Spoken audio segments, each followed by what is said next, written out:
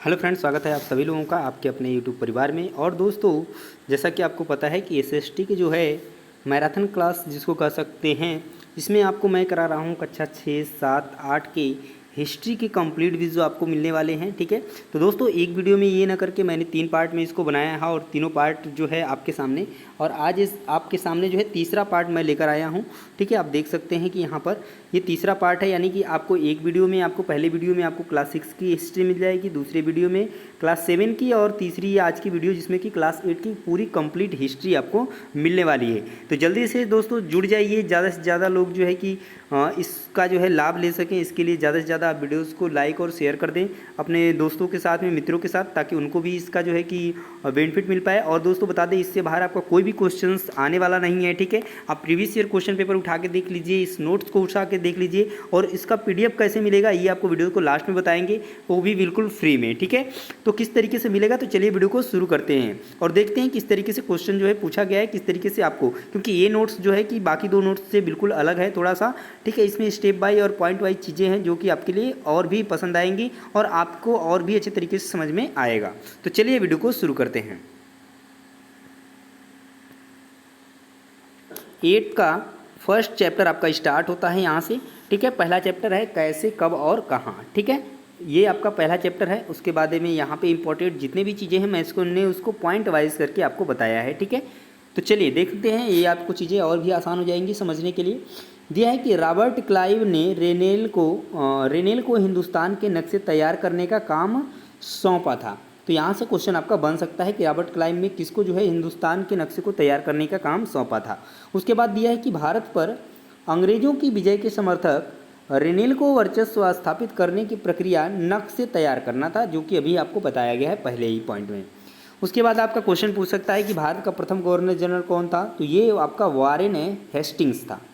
आखिरी वायसराय कौन था, तो लॉर्ड माउंट बैटन था। ये क्वेश्चन आपका वो एकदम डायरेक्टली पूछ सकता है, और इसमें आपका कोई भी ट्रिक काम करने वाला नहीं है। इसमें आपको याद करना ही चीज़ें पड़ेगा, आपको रटना पड़ेगा, चीज़ों को याद करना पड़ेगा। ठीक है, उसके बाद नेक्स्ट पॉइंट देखिए, दिया है 1817 में स्कॉटलैंड चेप अर्थशास्त्री और राजनीतिक दार्शनिक जेम्स मिल ने 3 विशाल खंडों में हिस्ट्री ऑफ ब्रिटिश इंडिया नामक इतिहास, ठीक है, ब्रिटिश भारत का इतिहास यानी कि हिस्ट्री ऑफ ब्रिटिश इंडिया एक किताब लिखी थी। तो ये भी क्वेश्चन आपका पूछा गया है, यानी कि हिस्ट्री ऑफ ब्रिटिश इंडिया कौन लिखा है, तो ये आपका पूछा जा सकता है। तो कौन से लिखा है, जेम्स मिल, और जेम्स मिल से 100% क्वेश्चन आपका पूछा जाता है। उसके बाद दिया है कि इस किताब में जेम्स मिल ने भारत के इतिहास को हिंदू, मुस्लिम और ब्रिटिश इन 3 खंडों में बांटा था।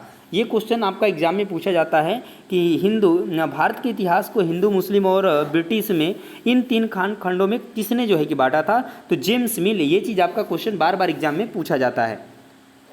आगे देखिए, अगला पॉइंट है क्या, नेक्स्ट पॉइंट है, इतिहास को हम अलग अलग कालखंडों में बांटने की कोशिश इसलिए करते हैं, इसकी भी एक वजह है कि हम एक दौर की खासियतों, उसके केंद्रीय तत्वों को पकड़ने की कोशिश करते हैं, और इसलिए ऐसे शब्द महत्वपूर्ण हो जाते हैं जिनके सहारे हम समय को बांटते हैं।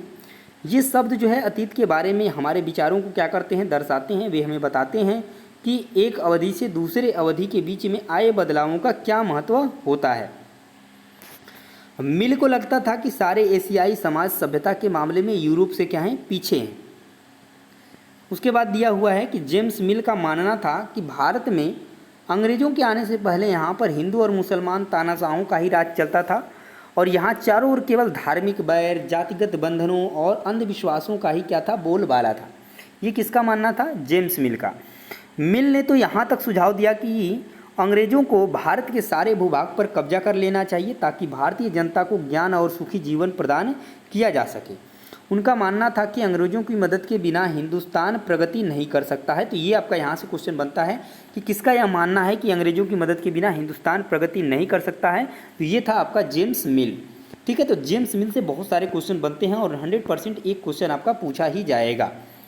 उसके बाद दिया है कि अंग्रेज़ों द्वारा सुझाए गए वर्गीकरण से अलग हटकर इतिहासकार भारतीय इतिहास को आमतौर पर 3 यानी कि प्राचीन, मध्यकालीन और आधुनिक काल में बांटकर देखते हैं।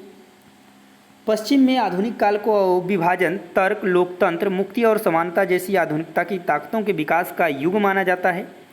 वहीं अंग्रेजी शासन वाले युग को इतिहासकार औपनिवेशिक युग भी कहते हैं। ये क्वेश्चन आपका बहुत ही इंपॉर्टेंट है, ये आपका 100% पूछा जाता है, ठीक है। तो याद रखेंगे, ये पूछा जाता है कि औपनिवेशिक युग किसे कहते हैं, तो अंग्रेजी शासन वाले युग को ही क्या कहते हैं, औपनिवेशिक युग कहते हैं। अभी आपको आगे जो है कि क्लियर होगा कि औपनिवेश क्या है।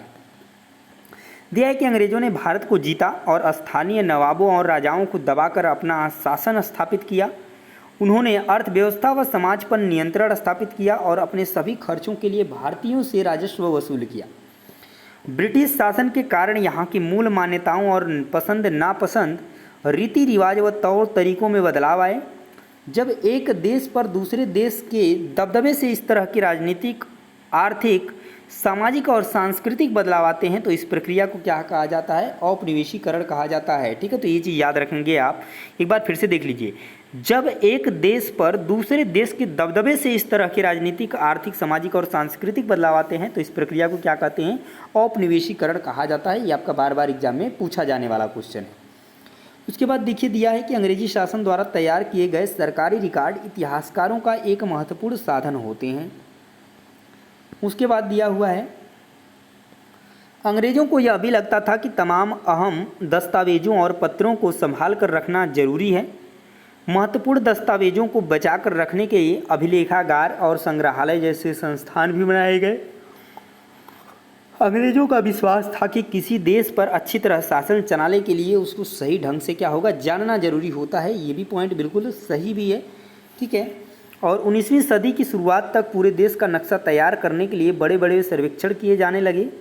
गाँवों में राजस्व सर्वेक्षण किए गए और इन सर्वेक्षणों में धरती की सतह, मिट्टी की गुणवत्ता, वहाँ मिलने वाले पेड़ पौधों और जीव जंतुओं तथा स्थानीय इतिहासों व फसलों का पता लगाया जाता था। दिया है कि जनगणना के जरिए भारत के सभी प्रांतों में रहने वाले लोगों की संख्या, उनकी जाति, इलाके और व्यवसाय के बारे में जानकारियाँ इकट्ठी की जाती थीं। और इसके अलावा वानस्पतिक सर्वेक्षण, प्राणी वैज्ञानिक सर्वेक्षण, पुरातात्विक सर्वेक्षण, मानव शास्त्रीय सर्वेक्षण, वन सर्वेक्षण आदि कई दूसरे सर्वेक्षण भी किए जाते थे। जैसे जैसे छपाई की तकनीकी फैली, अखबार छपने लगे और विभिन्न मुद्दों पर जनता में बहस भी होने लगी। नेताओं और सुधारकों ने अपने विचारों को फैलने के लिए लिखा। कवियों और उपन्यासकारों ने अपनी भावनाओं को व्यक्त करने के लिए लिखा, ठीक है। उसके बाद ये चैप्टर आपका कंप्लीट होता है फर्स्ट, और स्टार्ट होता है आपका चैप्टर नंबर 2, व्यापार से साम्राज्य तक। यानी कि ब्रिटिश शासन आई थी क्या करने, व्यापार करने ईस्ट इंडिया कंपनी के रूप में, और वहाँ से उसने किस तरीके से हमारे भारत पर कब्जा कर लिया, अपना साम्राज्य स्थापित कर लिया, उस चीज़ के बारे में इस चैप्टर में हम जानेंगे। तो दिया है कि मुगल बादशाहों में औरंगजेब आखिरी शक्तिशाली बादशाह थे। उन्होंने वर्तमान भारत के एक बहुत बड़े हिस्से पर नियंत्रण स्थापित कर लिया था। 1707 में उनकी मृत्यु के बाद बहुत सारे मुगल सूबेदार और बड़े बड़े जमींदार अपनी ताकत दिखाने लगे थे। उन्होंने अपनी क्षेत्रीय रियासतें कायम कर ली थीं। 18वीं सदी के उत्तरार्ध तक राजनीतिक क्षितिज पर अंग्रेजों के रूप में एक नई ताकत उभरने लगी थी। उसके बाद देखिए अब किस तरीके से यहाँ पर चीज़ें बदलती हैं कि अंग्रेज पहले एक छोटी सी व्यापारिक कंपनी के रूप में भारत आए थे, बाद में विशाल साम्राज्य के क्या बने, स्वामी बन बैठे। तो उसी के बारे में पढ़ना है। तो दिया है कि कैप्टन हडसन द्वारा बहादुर शाह जफर और उनके बेटों की क्या हुई, गिरफ्तारी हुई। ये भी क्वेश्चन आपका पूछा जाता है। औरंगजेब के बाद कोई मुगल शासक इतना ताकतवर तो नहीं हुआ कि, लेकिन एक प्रतीक के रूप में मुगल बादशाहों का महत्व क्या हुआ था, बना हुआ था। यह है कि जब 1857 में ब्रिटिश शासन के विरुद्ध भारी विद्रोह शुरू हो गया तो विद्रोहियों ने मुगल बादशाह बहादुर शाह जफर को ही अपना नेता मान लिया, और जब विद्रोह कुचल दिया गया तो कंपनी ने बहादुर शाह जफर को देश छोड़ने के लिए मजबूर कर दिया और उनके बेटों को जफर के सामने ही क्या किया, मार डाला। उसके बाद दिया है कि वाणिज्यिक एक ऐसा व्यावसायिक उद्यम जिसमें कि चीज़ों को सस्ती कीमत पर खरीद कर और ज़्यादा कीमत पर बेचकर, यानी मुख्य रूप से व्यापार के जरिए मुनाफा कमाया जाता है। अब यहाँ आपसे क्वेश्चन आंसर के रूप में कुछ क्वेश्चन हैं जो कि डायरेक्टली आपसे पूछे जाते हैं एग्जाम में। दिया है कि अंतिम शक्तिशाली मुगल शासक का नाम बताइए, तो औरंगजेब था।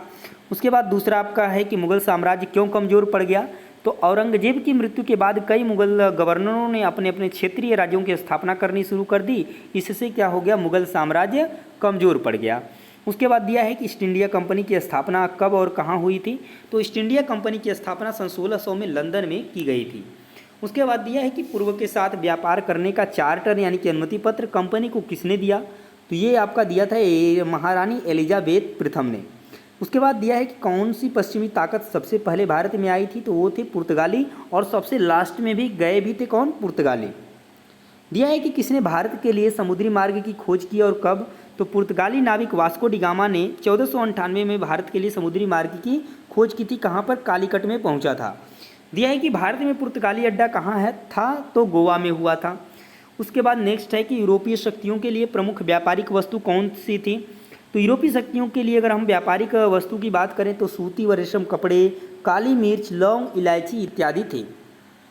उसके बाद दिया है कि पहली अंग्रेजी फैक्ट्री की स्थापना कब और कहाँ की गई। तो पहली फैक्ट्री की स्थापना 1651 में हुगली नदी के तट पर की गई थी। ठीक है, और उसी एक क्वेश्चन बार बार पूछे जाने वाला है कि फैक्टर किसे कहा जाता है। लिया है कि कंपनी के व्यापारी हुगली नदी के किनारे से ही अपना काम चलाते थे और इन व्यापारियों को उस जमाने में ही क्या कहा जाता था, फैक्टर कहा जाता था। तो याद रखिए कि जो व्यापारी हुगली नदी के किनारे से अपना काम चलाते थे उन्हीं व्यापारियों को क्या कहा जाता था, फैक्टर कहा जाता था। आगे दिया हुआ है कि पहले इंग्लिश फैक्ट्री कहाँ और कब शुरू की गई। तो पहली इंग्लिश फैक्ट्री 1691 ईस्वी में हुगली नदी के किनारे शुरू की गई। उसके बाद है कि फरमान का क्या अर्थ होता है। जैसा कि आप लोग सुनेंगे होंगे कि फरमान जारी किया गया है, ऐसा फरमान जारी किया गया है कहने का मतलब एक आदेश दिया गया है, यानी फरमान का अर्थ क्या होता है, तो एक शाही आदेश होता है। तो इसको आपको रटने की ज़रूरत नहीं है, आप एक चीज़ याद रखिए कि इस तरीके से आप सुने होंगे कि फरमान जारी किया गया है। ठीक है, राजा साहब ने एक फरमान जारी किया है, तो इस तरीके से उन्होंने एक आदेश दिया है, शाही आदेश होता है। बंगाल के पहले नवाब कौन थे। तो बंगाल के पहले नवाब थे नवाब मुर्शिद कुलीन खान। उसके बाद बंगाल का आखिरी नवाब कौन था। तो नवाब सिराजुद्दौला था। प्लासी का नाम किस तरह से पड़ा था। तो दरअसल असली नाम पलासी था, जिसे अंग्रेज़ों ने बिगाड़ कर प्लासी कर दिया। इस जगह को पलासी यहाँ के पलास के पाए जाने वाले पलास के फूलों के कारण कहा जाता था, यानी फूलों के कारण इसका नाम पलास था। उसके बाद नेक्स्ट क्वेश्चन जो बन जाता है कि अलीवर्दी खान की मृत्यु कब हुई। तो सन 1756 में जो है कि अलीवर्दी खान की मृत्यु हुई थी। उसके बाद दिया है कि बक्सर की लड़ाई कब हुई थी। तो 1764 में आपकी बक्सर की लड़ाई हुई थी। उसके बाद रॉबर्ट क्लाइव इंग्लैंड से जब भारत आया था तो तब उसकी उम्र क्या थी। तो रॉबर्ट क्लाइव 1743 में मद्रास आया था और उसकी उम्र क्या थी। तो 18 वर्ष थी। उसके बाद है कि विलय नीति की शुरुआत किसने की। तो लॉर्ड डलहौजी ने विलय नीति की क्या की थी, शुरुआत की थी। पलासी की जंग क्यों महत्वपूर्ण मानी जाती है। पलासी की जंग इसलिए महत्वपूर्ण मानी जाती है क्योंकि भारत में यह कंपनी की पहली बड़ी जीत थी ईस्ट इंडिया कंपनी की। दिया है कि पानीपत की तीसरी लड़ाई कब हुई थी। तो ये आपकी हुई थी 1761 ईस्वी में। यहाँ पर देखिए दिया हुआ है कि बक्सर की लड़ाई में किसकी हार हुई। तो मीर कासिम की हार हुई थी बक्सर की लड़ाई में। टीपू सुल्तान कहाँ का शासक था। तो टीपू सुल्तान मैसूर का शासक था। नवाब बनने का क्या मतलब था। तो नवाब बनने का मतलब था अंग्रेज़ों की गुलामी करना। सारी ताकत और सत्ता कंपनी के पास में ही होती थी। टीपू सुल्तान की मृत्यु कब हुई थी। तो 4 मई 1799 को हुई थी टीपू सुल्तान की मृत्यु।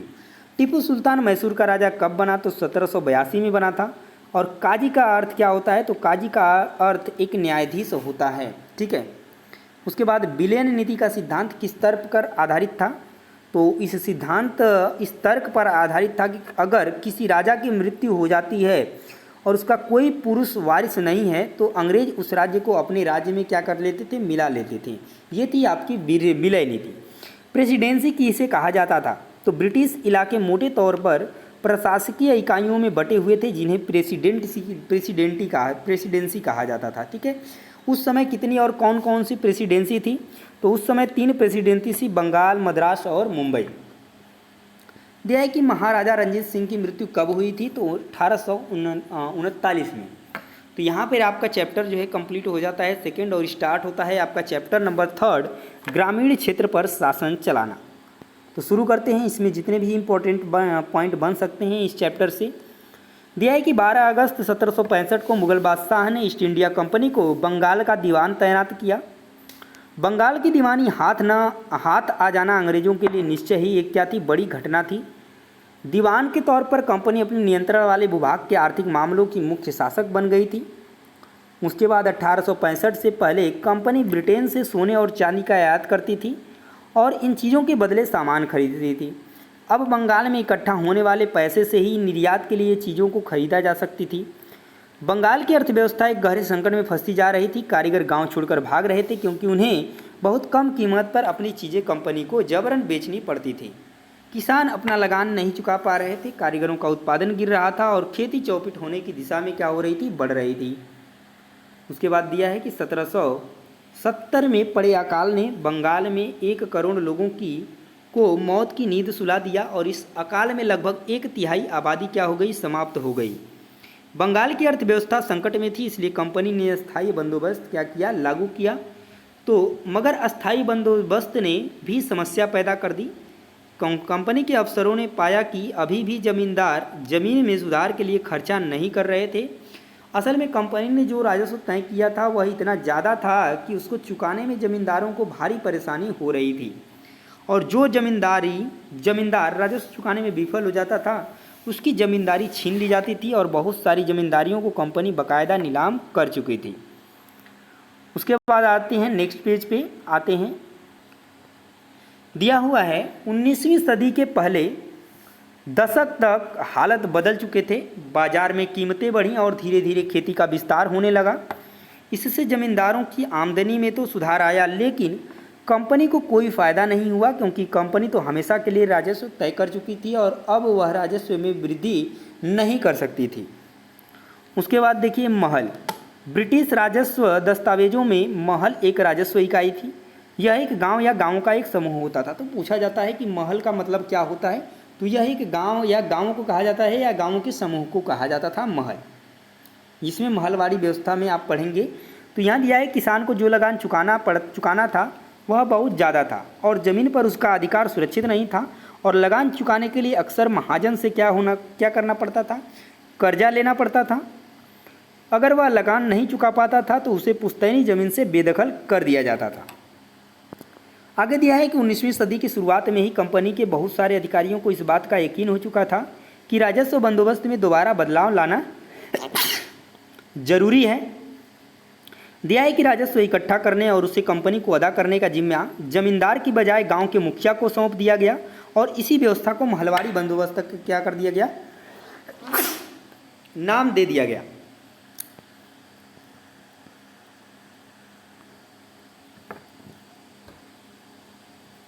आगे देखिए दिया हुआ है कि ब्रिटिश नियंत्रण वाले दक्षिण भारतीय इलाकों में भी अस्थायी बंदोबस्त की जगह नई व्यवस्था अपनाने का प्रयास किया जाने लगा। वहाँ जो नई व्यवस्था विकसित हुई उसे रैयतवाड़ी या रैयत का नाम दिया गया। रैयतवाड़ी या रैयतवाड़ी व्यवस्था को ही मुनरो व्यवस्था भी कहा जाता है। तो याद रखेंगे इस चीज़ को, ये क्वेश्चन आपका पूछा जाता है एग्जाम में। उसके बाद दिया हुआ है कि मुगल बादशाह ने ईस्ट इंडिया कंपनी को बंगाल का दीवान कब तैनात किया। तो 12 अगस्त 1765 को मुगल बादशाह ने ईस्ट इंडिया कंपनी को बंगाल का दीवान तैनात किया। नील का पौधा मुख्य रूप से कहाँ पाया जाता है, तो नील का पौधा मुख्य रूप से उष्णकटिबंधीय में पाया जाता है। किस अंग्रेज ने एक महलवाड़ी व्यवस्था तैयार की, उसे कब लागू किया गया। तो होल्ट मैकेंजी नामक अंग्रेज ने महलवाड़ी व्यवस्था तैयार की और उसे 1822 में लागू किया गया। नील की खेती कितने प्रकार की होती है, तो नील की खेती 2 प्रकार की होती है, एक निज और दूसरी रैयती। उसके बाद दिया है कि स्थानीय बंदोबस्त की स्थापना किसने कब और कहाँ की। तो चार्ल्स कॉर्नवालिस ने 1793 में बंगाल की स्थापना की थी। बंगाल की नहीं, स्थानीय बंदोबस्त की, ठीक है, बंगाल में। मद्रास का गवर्नर कौन था, तो मद्रास का गवर्नर टॉमस मुनरो था। और दुनिया का नील का उत्पादन कब आधा रह गया था, तो 1783 से 1789 के बीच दुनिया का नील उत्पादन आधा रह गया था। उसके बाद दिया है कि 1865 में पहले कंपनी ब्रिटेन से किस वस्तु का आयात करते थे। तो दिया है कि 1865 में पहले कंपनी ब्रिटेन से सोना और चांदी आयात करते थे। उसके बाद दिया है कि ब्रिटेन द्वारा आयात कब किया गया, तो 1788 में ब्रिटेन द्वारा आयात किया गया। दिया है कि रीड और मुनरो जैसी जातियां की क्या तर्क था, तो दिया है कि उनका यह तर्क था कि उन्हें सीधे किसानों से ही बंदोबस्त करना चाहिए जो कि पीढ़ियों से ज़मीन पर खेती करते आ रहे हैं। दिया है कि राजस्व अनुकूलन से पहले उनकी ज़मीनों का सावधानी पूर्वक और अलग से सर्वेक्षण होना चाहिए। दिया है कि किन्हीं 6 राज्यों में उगाए जाने वाले फसलों के नाम लिखिए। तो बंगाल में पटसन, असम में चाय, उत्तर प्रदेश में गन्ना, पंजाब में गेहूं और कपास और महाराष्ट्र में कपास और मद्रास में चावल। आगे देखिए, अस्थायी बंदोबस्त किसे कहते हैं? तो है कि ज़मीन में निवेश करना और खेती के लिए अंग्रेजों ने कानून बनाया कि इस बंदोबस्त की शर्तों के हिसाब से राजाओं और तालुकदारों को जमींदारों के रूप में मान्यता दी गई। उन्हें किसानों से लगान वसूलने और कंपनी को राजस्व चुकाने का जिम्मा सौंपा गया। उनकी ओर से चुकाई जाने वाली राशि अस्थायी रूप से तय कर दी गई थी। इसे ही क्या कहते हैं? स्थानीय बंदोबस्त कहते हैं। तो याद रखेंगे इस चीज़ को, ठीक है। आगे देखिए, यहाँ पे आपका चैप्टर नंबर 3 कंप्लीट होता है और शुरू होता है चैप्टर नंबर 4, आदिवासी, दिकू और स्वर्ण युग की कल्पना। तो इम्पोर्टेंट पॉइंट देख लेते हैं। यहाँ पर दिया है कि झूम खेती के 3 नाम बताइए। तो झूम खेती के और 3 नाम कौन कौन से हैं? तो बेवड़, घुमंतु एवं करतन। उसके बाद दिया है कि बिरसा कब गिरफ्तार हुए? तो ये आपके गिरफ्तार हुए थे 1895 ईस्वी में। बिरसा का जन्म कब हुआ? तो 1870 के दशक में हुआ। बिरसा का जन्म किस जनजातीय समूह में हुआ था? तो मुंडा जनजातीय समूह में हुआ था। बिरसा की मृत्यु कब और कैसे हुई? तो सन 1900 में बिरसा की मृत्यु हैजे के कारण हुई थी। घुमंतु किसान मुख्य रूप से कहाँ रहते थे? तो पूर्ववर्ती एवं मध्य भारत के पर्वतीय व जंगली पट्टियों में रहते थे। झूम खेती किसे कहते हैं? तो झूम खेती घुमंती खेती को कहा जाता है। बैगा औरों के लिए काम करने से क्यों कतराते थे? तो बैगा खुद को जंगल की संतान मानते थे और जो जंगल के उपज से ही पर ही क्या करते थे? तो जिंदा रह सकते थे और मजदूरी करना बंगाओं के लिए अपमान की बात थी। तो यहाँ पे देखिए, इससे आपके कूट वाले क्वेश्चंस ज़्यादा बनने के चांस रहते हैं। दिया है कि मुंडा क्या है? तो मुंडा एक जनजातीय समूह है जो छोटा नागपुर में रहता है। उसके बाद दिया है कि कुछ जनजातीय समूहों के नाम बताइए। तो मुंडा, गोंड, उराव और संसाल जनजातियाँ हैं, ठीक है। ये कुछ जनजातियों के नाम हैं। उसके बाद है ब्रिटिश अफसरों को कौन सा आदिवासी समूह ज़्यादा सभ्य दिखाई देता था? तो एक जगह टिक कर रहने वाले गोंड और संथाल समूह सभ्य दिखाई देते थे। किसको? ब्रिटिश अफसरों को। स्लीपर क्या है? तो लकड़ी के वे क्षैतिज तख्ते जिन पर रेल की पटरियां बिछाई जाती हैं उन्हें क्या कहते हैं? तो स्लीपर कहा जाता था। आदिवासी खाना पकाने के लिए कौन सा तेल इस्तेमाल करते थे? तो आदिवासी खाना पकाने के लिए साल और महुआ के तेलों का इस्तेमाल करते थे। आदिवासी अपनी जीविका कैसे चलाते थे? तो बहुत सारे इलाकों में आदिवासी समूह पशुओं का शिकार करके अन्य वन उत्पादों को इकट्ठा करके अपना काम चलाते थे और वे जंगलों को अपनी ज़िंदगी के लिए बहुत ज़रूरी मानते थे। उसके बाद दिया है कि वैष्णव किसे कहते हैं? तो दिया है कि विष्णु की पूजा करने वालों को वैष्णव कहा जाता है। उसके बाद आदिवासी द्विकी कृषि मानते थे। तो आदिवासी बाहरी लोगों को क्या मानते थे? दिकु मानते थे।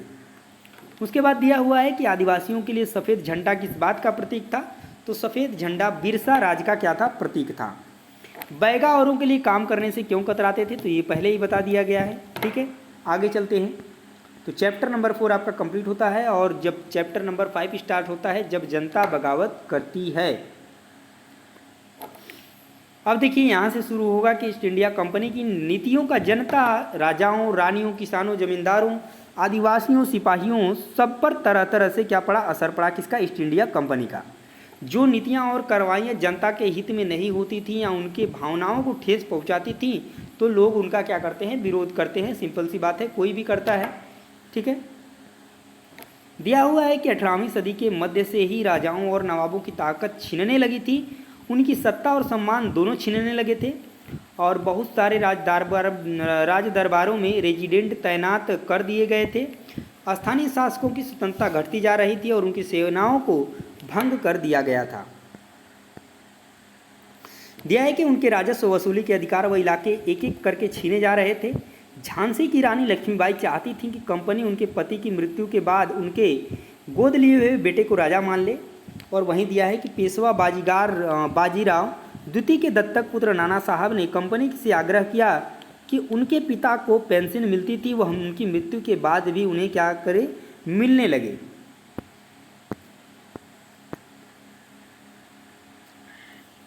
उसके बाद देखिए, अवध की रियासत अंग्रेज़ों के कब्जे में जाने वाली आखिरी रियासतों में से थी। उसके बाद दिया है कि अवध को अंग्रेजों ने 1856 में अपने में कर लिया, कब्जे में ले लिया और गवर्नर जनरल डलहौजी ने ऐलान कर दिया कि रियासत का शासन ठीक से नहीं चल रहा है, इसलिए शासन को दुरुस्त करने के लिए ब्रिटिश प्रभुत्व जरूरी है। उसके बाद दिया है कि कंपनी ने मुगलों के शासन को पूरी तरह से खत्म करने के लिए कंपनी द्वारा जारी सिक्कों पर से मुगल बादशाह का नाम हटा दिया गया और बहादुर शाह जफर अंतिम मुगल बादशाह थे। गाँव में किसान और जमींदारी भारी भरकम लगान और कर वसूली के सख्त तौर तरीकों से परेशान थे और ऐसे बहुत सारे लोग महाजनों से लिया कर्ज नहीं लौटा पा रहे थे।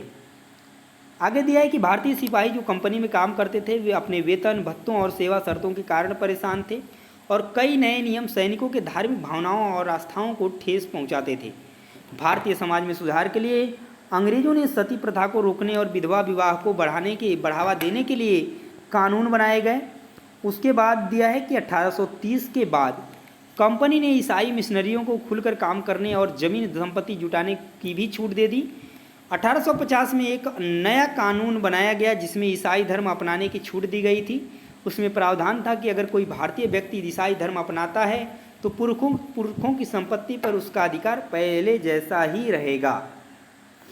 उसके बाद जब सिपाही इकट्ठा होकर अपने सैनिक अफसरों का हुक्म मानने से इनकार कर देते थे तो उसे सैनिक विद्रोह कहते थे। मई 1857 में शुरू हुई सैनिक विद्रोह से भारत में कंपनी का अस्तित्व खतरे में पड़ गया था। सैनिक विद्रोह की शुरुआत मेरठ से हुई थी। 29 मार्च 1857 को युवा सिपाही मंगल पांडे को बैरकपुर में अपने अफसरों पर हमला करने के आरोप में फांसी पर लटका दिया गया। तो यहाँ पे आपका चैप्टर नंबर 6 कंप्लीट होता है और शुरू होता है चैप्टर नंबर 7 बुनकर, लोहा बनाने वाले और फैक्ट्री मालिक। तो क्या क्या चीज़ें इसमें इंपॉर्टेंट है, तो दिया है कि यूरोप में किस तरह के कपड़ों की भारी मांग थी।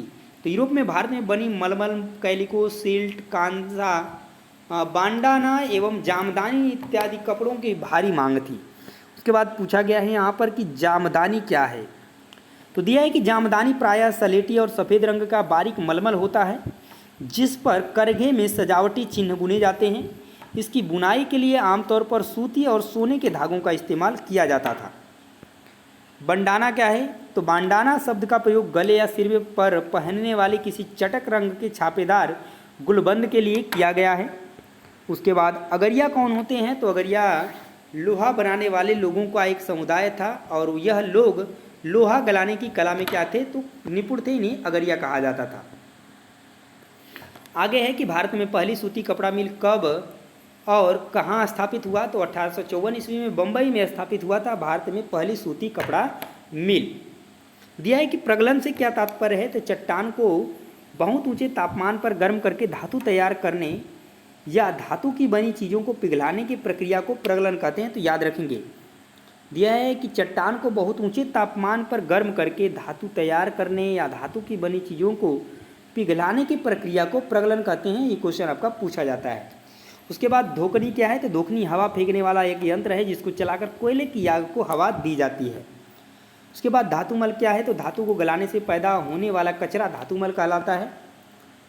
चरखा को भारतीय राष्ट्रीय कांग्रेस के तिरंगे में कब स्थान दिया गया, तो जब चरखा भारत की पहचान बन गया तब 1931 ईस्वी में उसे तिरंगे के बीच वाली पट्टी में स्थान दिया गया।